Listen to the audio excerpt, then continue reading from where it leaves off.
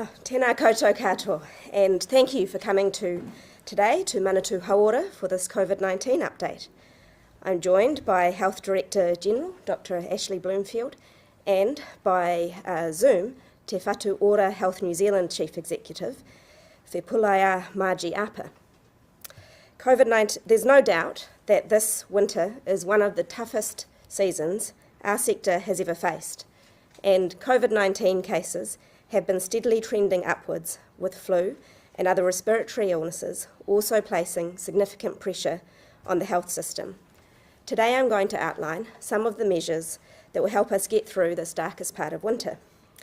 They will help New Zealanders stay well, reduce the chances of those who get sick becoming severely ill, and take some of the pressure off our hard-working healthcare workers and health system. But before I do, I'll hand over to Dr. Bloomfield to give an update on where the outbreak is at and where it is predicted to head, and then Margie Apa will speak about what is happening at the front line of our hospitals.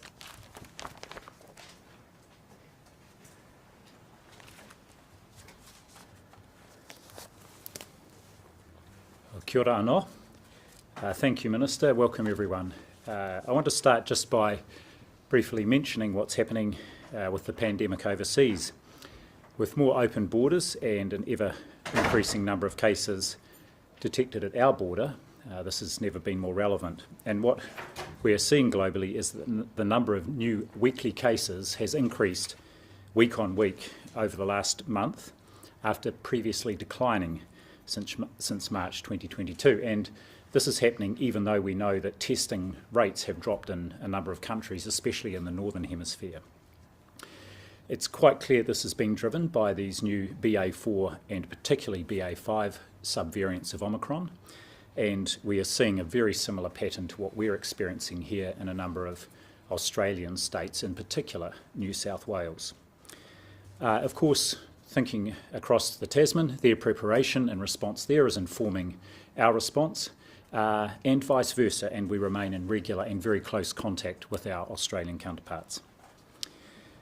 So moving to New Zealand, today we are reporting 11,382 community cases, and that includes 412 reinfections. There are 765 people in hospital with COVID, and we're reporting 23 deaths. So the 7-day rolling averages have increased for all three in the last week. For cases, that now sits at 9,826, hospitalisations is at 673, and deaths, a 7-day rolling average of 20. I want to now use a few slides just to outline what's happening with the outbreak here in New Zealand, and you can see from this first slide that's on the screen that case rates across all 4 regions around New Zealand have trended upwards in recent weeks. So in the week ending 10 July, there was a 32% increase in case rates compared with the week prior.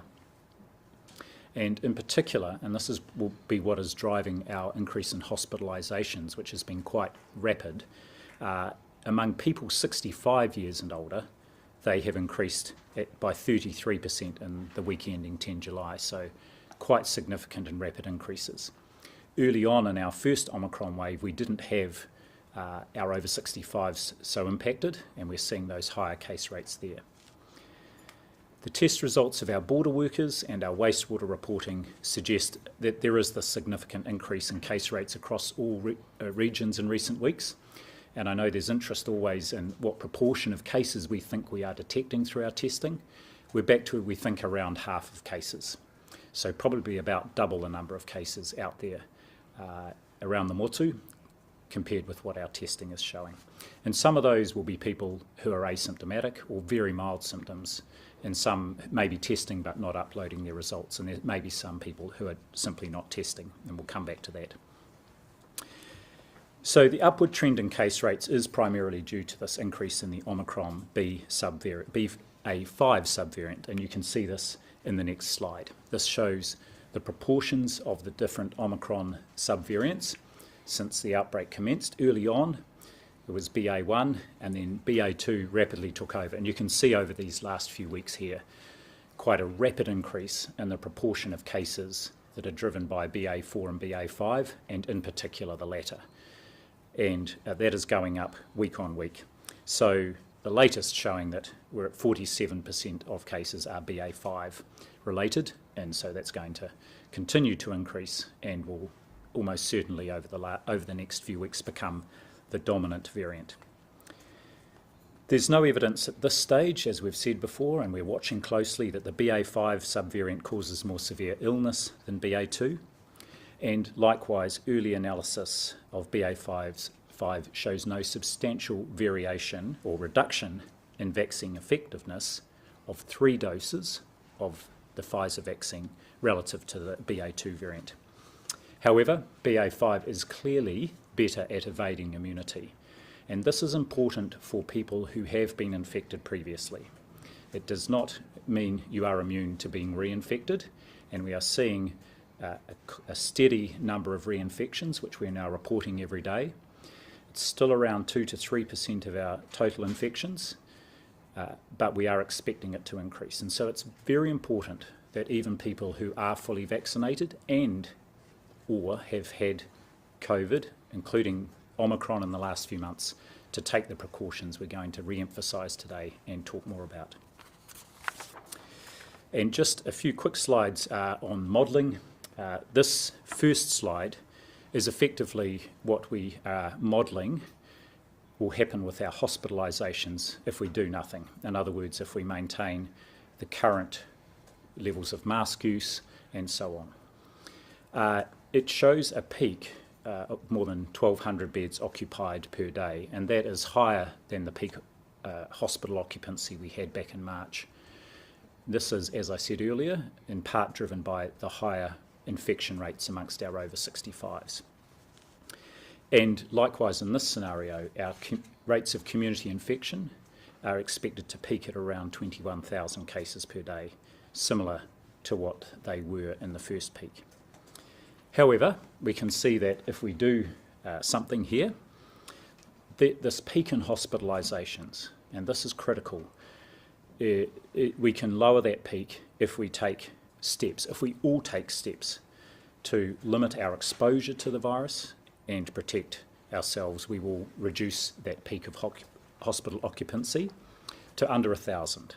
Around 950 is what's modelled, and our community cases peaking at under 18,000.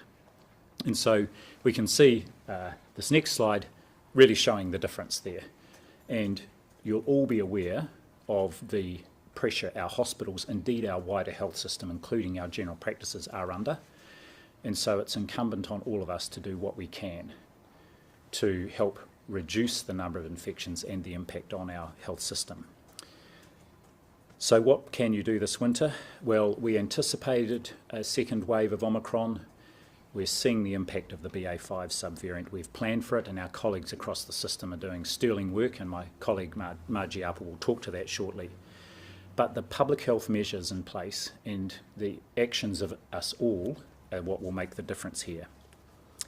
And so those steps need to be put in place to protect our vulnerable community members, our health system, and I might add our businesses and economy as well, to make sure they can function well. So correctly wearing an appropriate mask, such as a surgical or N95 mask, can help reduce the chance of being infected by at least half if you're doing it well.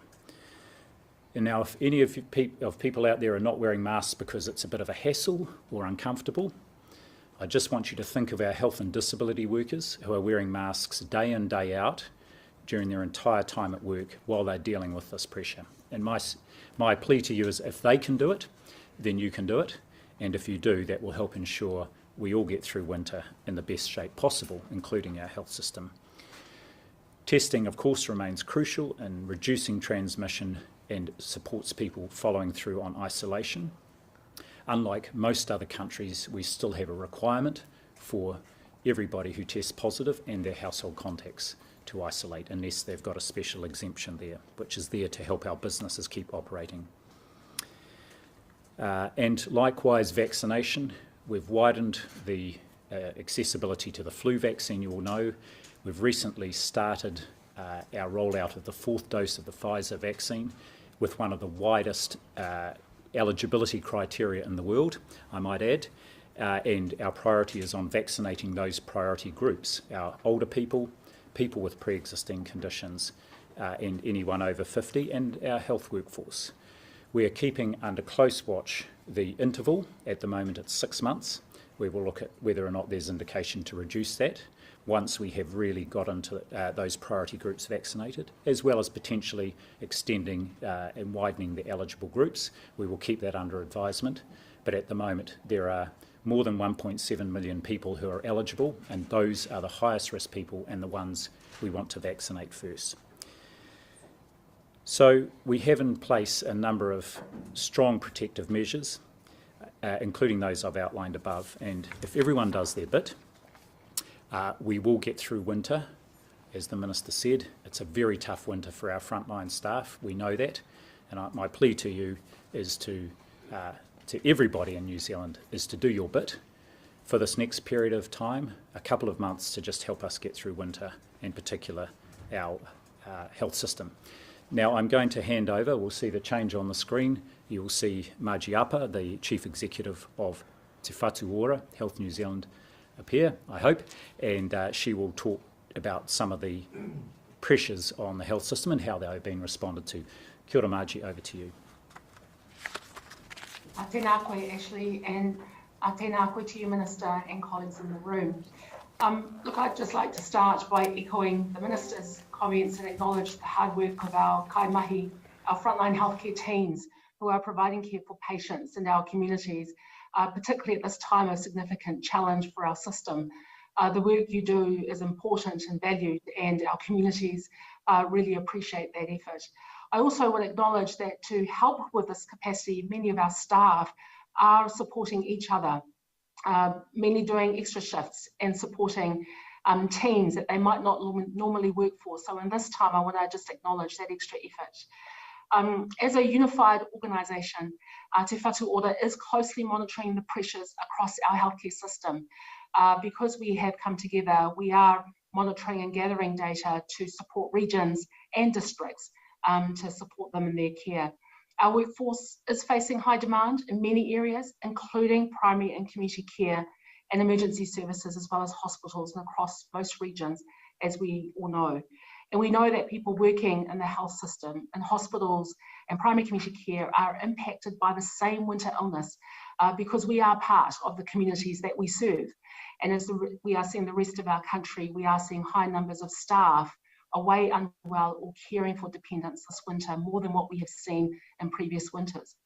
So all of this increased demand does mean it can be harder at different points in time to get an appointment with your preferred health provider, and in some parts of the country there can be longer waits than we would like to see. And I understand this impact this has on patients and their whānau. So we want you to know that Te Whatu Ora, we are moving to roll out national, regional and local initiatives to help manage system capacity.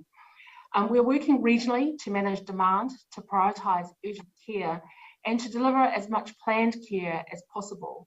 We do understand how distressing it can be if your non-urgent surgery or outpatient visit is deferred because we've not been able to find the staffing. This is not our preferred way, and I just want to acknowledge this is a daily operational decision that can be affected by how many staff might ring in sick on any one day in the hospital. So hospitals are coordinating their daily planning, sometimes 2 or 3 times daily, to ensure that resources are deployed and shared to support access to care where it is needed. So aloha mai, we ask for some patience for our communities. Those who are urgent and need immediate care are getting access. And we know that many hospitals have been able to maintain planned care. The pressure is particular in our large metro urban-based hospitals who are seeing, some hospitals have reported this week, over 200 people reporting in sick in any one day. But we actually recognise that the need to support primary and community care and age residential care so that they can in turn support hospitals and avoid placing additional demand on them, but actually it's much more convenient for our families and communities to get care before even needing to leave home. So we are working on some initiatives to expand telehealth to alleviate pressures on ED and to provide more after hours options for patients. We do have initiatives that we can turn on if a hospital at any one particular point in time, and you have seen us exercise that in Capital Coast and Counties Manukau, where we do need extra urgent care to support those districts. This includes providing telehealth support for patients in the ED and enabling emergency ambulance services to have access to a GP or nurse over the phone so they can see and treat patients at the scene and reduce unnecessary admissions into hospital. We're working on national platforms to make it easier for GPs, ambulance services and Healthline to make direct referrals to radiology, reducing further the need for ED admissions or people waiting in hospital when they're otherwise well for a diagnostic. Opening hours for urgent care will also be extended into evenings and weekends where there is capacity to do so. And we want to acknowledge that primary care and urgent care services are facing the same kinds of staff illnesses as hospitals are. So that's to support people accessing care they need. Our focus is to make sure people get the right care at the right time in the right place and seek health advice early when they are unwell. By focusing on ensuring people access care early and receive appropriate care or advice in the community, we can help our urgent health services remain available for those who need it most. Local pharmacists are a useful point of advice and guidance in managing winter illnesses, and they can make recommendations on the best over-the-counter medicines.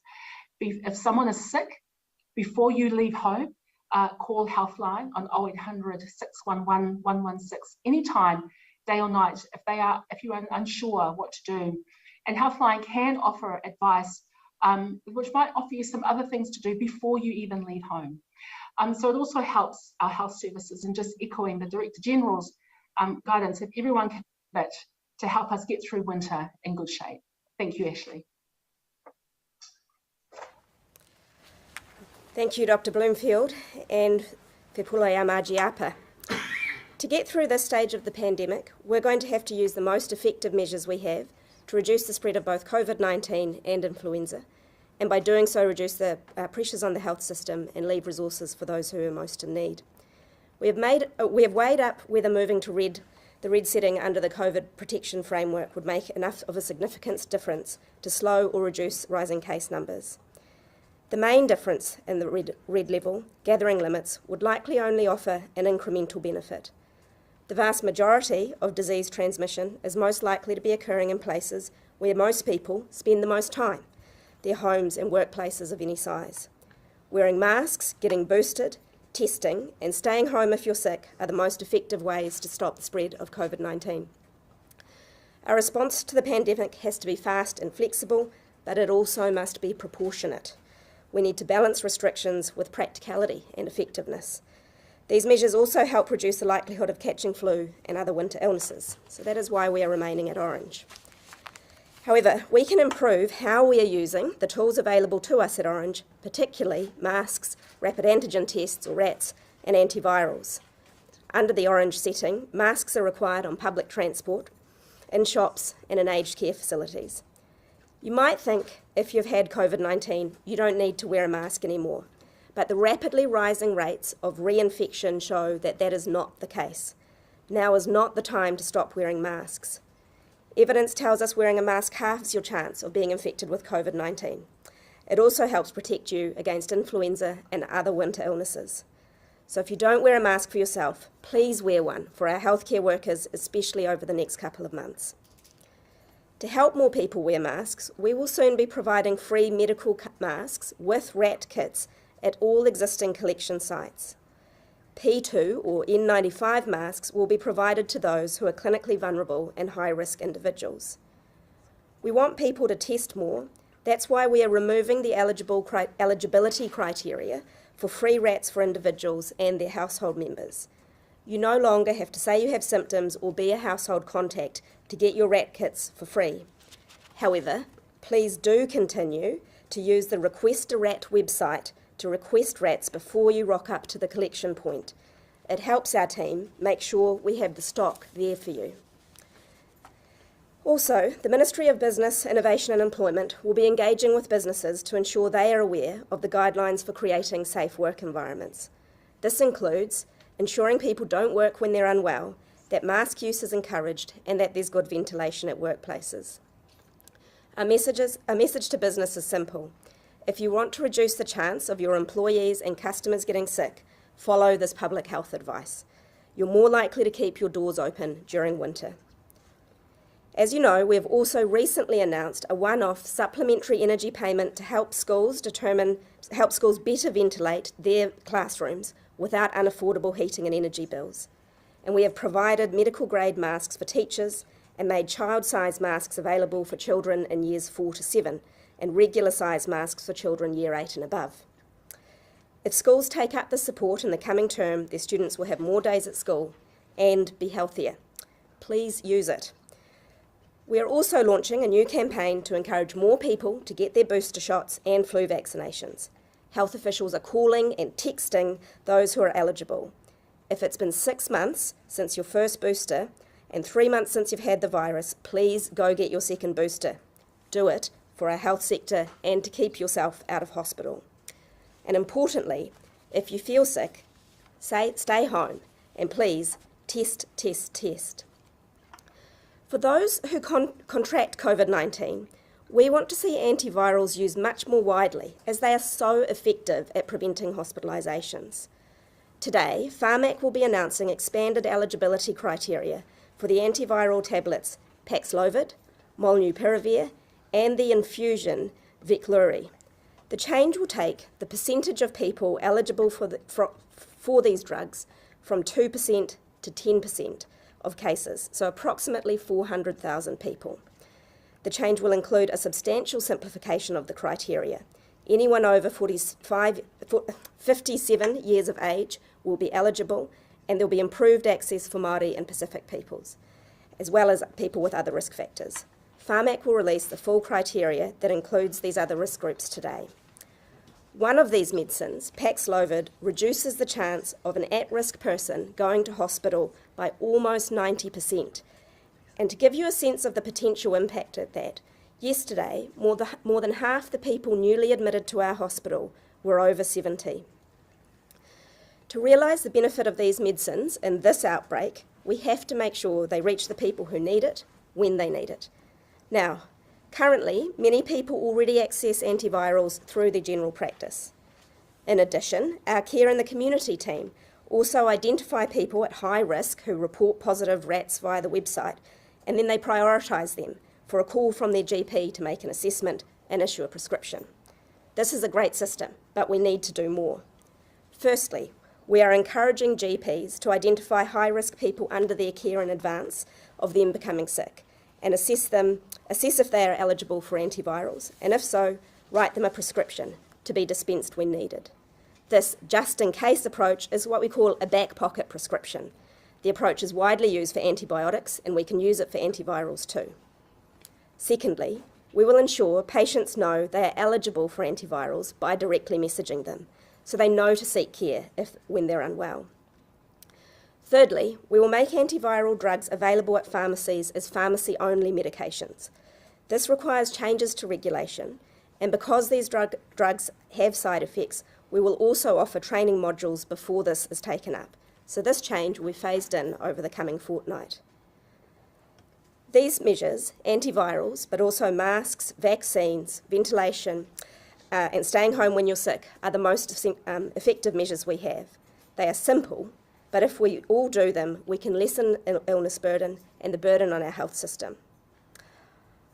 I know some people have said that the protections are too complicated for people, but they underestimate New Zealanders.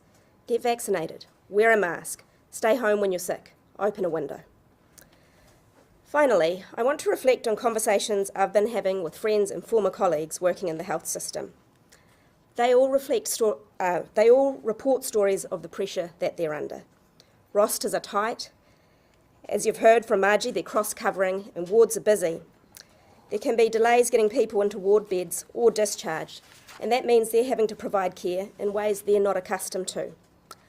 All of these deviations from normal practice carry some clinical risk, and managing that for the sake of our patients is tough on our professionals. I know they are busy, I know they are frustrated, and they also don't like to see planned care deferred, as we have seen in some instances. I know they are tired, and I want to thank them for the amazing work that they do.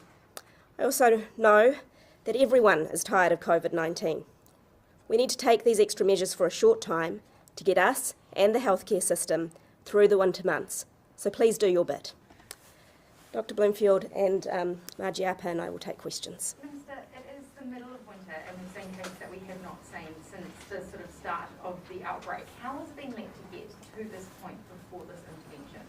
So we've optimised the interventions that we've had in place for a long time, and you'll see that what we've discussed today is improvements of a series of initiatives. So we've had the vaccination initiative in place for a long time. We brought that through with the change in Parliament to enable the 4th dose over a month ago. We've had to make sure that we've refocused the initiatives in schools. We've had access to antivirals, but as case numbers go up, we didn't see them increase at the way we wanted to when the pressure came on. That's why we've made this adjustment. And in terms of free testing, we've made that adjustment as we've seen that perhaps test numbers were going down over time. So, of course, we have had systems in place all along, but they do have to be optimised in response to the facts on the ground. And the last time we saw case numbers like this, we were at red. So if not now, when? Or is red essentially now redundant? No, it's not redundant. I think one of the themes that Kiwis have seen as we've gone through this pandemic, especially since September last year, is this is a virus that keeps changing, and therefore we do need a flexible response system. That is the purpose of the traffic lights. And if you read the stories, you'll know that we've had new variants on the horizon reported overseas out of India just in the last coming week. So we need to be able to continue to have a response that we can flex. But for the reasons I've outlined, we believe we can get through focusing on the basics of masks, vaccination, ventilation, and staying home when you're sick. But if, given the absolute strain that you sort of all three of you have stood up there and basically begged the public to avoid going into the hospitals and do everything they can before having to get into the public health system, that speaks to the strain that it is under, and especially seeing the case numbers that we've got. If we're not moving to red now, will there ever be a time that we'll move to red? And then doesn't that undermine the whole traffic light system as it stands? As I've explained, this virus can mutate and we need the ability to be able to change our response, and that's why we need a gradiated system like the traffic lights. Indeed, we know that the health system is under pressure, and that's why the imperative is on us to use the most effective measures. Those are vaccination, mask use, staying home when you're sick. We're supporting that with testing and widening the scope of antivirals. Why not wider mandated mask use then? What we need to do is to make sure that everyone knows right now wearing your mask will make a great difference to the situation in our health system. Thomas. The main reason you just said for not going to red is that you believe that this is not where the transmission is occurring, the areas that would be clamped down on at red. So to sort of further on Amelia's question, what would be the circumstance where you would see the transmission in those areas so that you would go to red? Like, if not now, I can't really see. Can you explain when? Yeah, so as we've seen throughout the pandemic, we've seen the transmission characteristics of the virus change as it mutates. And one of the things we've seen at the past is quite a dispersed range of different transmission situations, and a big concern about super spreading events earlier on in the pandemic. Those are the sorts of situations for which gathering limits might be very helpful. But if you look across what's going on now, people are catching COVID in their homes and workplaces, and it's pretty obvious just looking around that is where the vast majority of transmission is happening, and that's why we need to focus on that. Mask use is getting increasingly slack, right? People just aren't wearing masks like they used to. It's really making them free to go and get at collection points. Is that really going to make a difference, do you think? Yeah, we have to make sure there's no barriers to good mask use, including the cost. So we will make them more and more available, including N95s for medically vulnerable people. So I think the onus is on us to make sure there's no barriers to that, and also to make sure there's a very clear explanation to the public that masks are just critical right now for making sure we take the pressure off our hospitals. Given how critical mask use is, was it a mistake to tell schools that they didn't need to wear masks, and to tell students it was up to them if they wanted to wear those masks? Look, we at every level of the traffic light framework recommend mask use in schools, and what we mean when we recommend mask use is that you should do it. Just on the barriers question, why haven't you guys essentially given everyone N95 masks instead of just the vulnerable, when you guys know that N95 masks make a massive difference in reducing transmission? And also, just on the flu vaccine, why haven't you increased that to allowing everyone to get it for free? So with medical masks, we know that they're incredibly effective and they are practical, and the guidance is for most people in community settings, they are good protection, and I wear a medical mask for that reason. We will provide N95s for those who are medically vulnerable, and that will come through at our collection points shortly. In terms of the flu vaccine, look, the advice that we received was that the flu vaccine to be effective, the flu vaccine is most effectively targeted at the groups that we're currently providing it to freely, and that's the basis on which we made that. But you guys are essentially, creating a campaign to encourage people to do it. Isn't payment a barrier to them? Well, we think the flu vaccine is targeted at is funded for those groups most at risk of hospitalisation. Just the red setting will only give an incremental benefit, I think those were your words. Is the traffic light system fit for purpose dealing with Omicron and the subvariants that we're seeing now? I think the second part of your question gets at precisely the point, which is that we need flexibility in order to respond to a virus that frequently changes, and indeed having the options of titrating up protections should we need it is incredibly important for our safety from future variants. But those protections in the red level you're saying aren't aligned with the sort of transmission dynamics we're seeing, so why not, shouldn't we have a traffic light system that you can actually move between levels to respond to the situation in the community? Well, make it up I've explained that we do have the traffic light system in order to be able to respond to changes in the virus, but I think the most important thing here is that currently what we are seeing is a virus that masks, vaccinations and testing and staying home when you're sick and antivirals will be incredibly effective for. So whether we were going to red, where there are more mandated settings, wouldn't impact, even at red, I would still be asking people to do exactly the same things that we're asking them to do at orange. But you would have to rewrite the red setting. When did you start looking at this one access? Has this been something in the works for a while, because this could have been brought in the last wave, is that not? Widened access to antivirals? Sorry, access to rats and masks. Has that been in the works for a while? We've been working on that particular part for a couple of weeks. Yeah.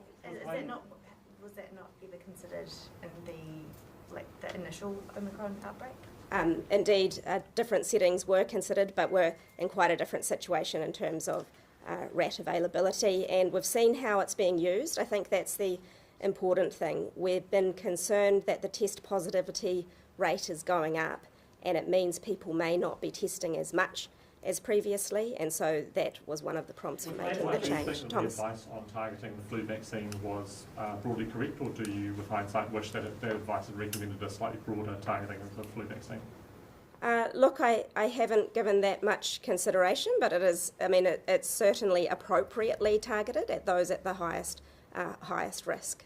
Public health experts are saying that we need to be moving towards becoming a mask-wearing society, including having to use, sort of public health campaigns a la "Don't Drink Drive," wear your mask to protect others. Why are we not rolling out sort of a public awareness campaign like we do with drink driving? Oh, we are rolling out a campaign to promote greater mask use, and you've heard that message consistently from Dr.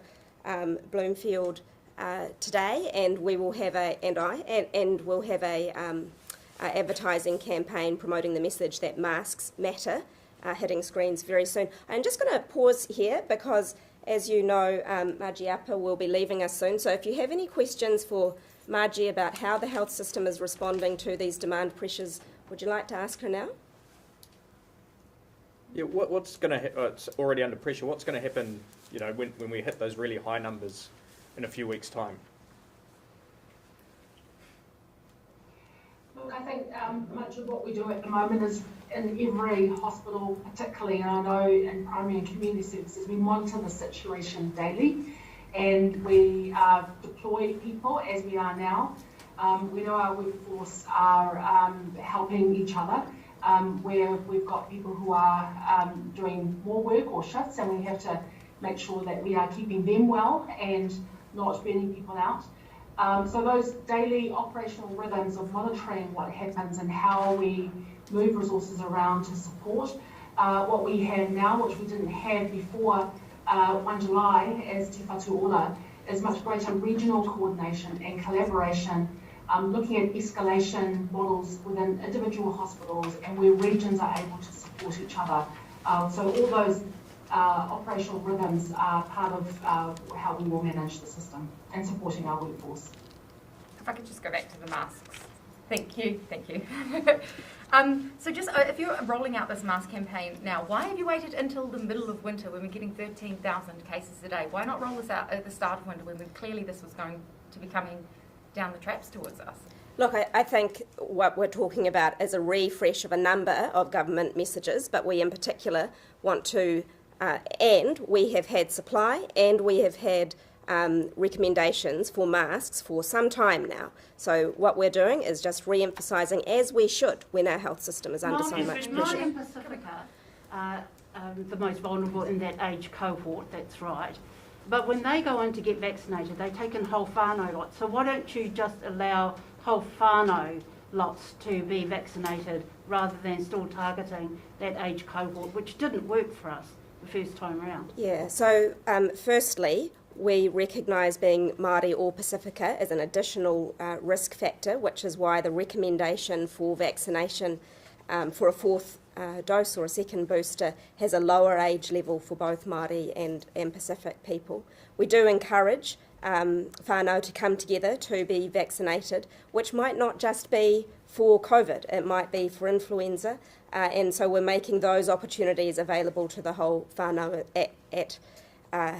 at once. And but I think just the lower limit of who we are offering the vaccine to, it is really important to be aware that there are rare side effects that become more frequent at the younger age group, and that's why we have a lower age limit at the moment, and we continue to track whether or not it's safe to widen access there. How confident are you that Māori organisations are confident that this strategy will work for them?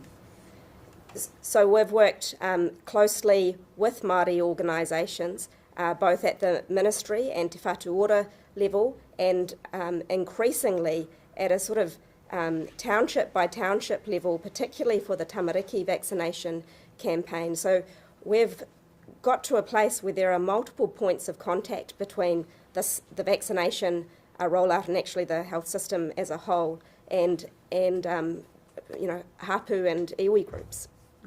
Can I just ask some questions of Dr. Sure. Certainly. Dr. Bloomfield, what was the recommendation for mask use? Was it to expand the requirements in certain settings at all? The recommendation for mask use is the one that's been picked up, and that is, just a reminder, actually there are still a number of places where people are required to use masks. We've seen a drop-off in that use of masks in places like supermarkets, public transport and so on. So the first thing is reiterating for people that's important. For the last few weeks you'll have heard me saying, and you'll have seen in our media releases, a good rule of thumb is to wear a mask in any indoor place outside your home. And the key thing we're doing here is, as the Minister said, making sure that people are able to access those masks. And I would say that's not a new thing. We have already distributed hundreds of thousands, if not millions, of the medical masks and indeed the N95 masks out through Māori and Pacific providers, disability providers and so on. So they've been out for some time. What we're doing now is just ramping that up and also ensuring that masks are provided with rapid antigen tests as well, so there's strong support for people to use masks whenever they are outside the home. And do you support the cause that it should be seen, we should be more of a mask wearing society, that it should be looked at like we look at sort of smoking in restaurants or drink driving? We need to move to that sort of more long term and in the immediate future as well. Absolutely, for the time being, and this is the point, is we're in the middle of an Omicron resurgence with a new variant.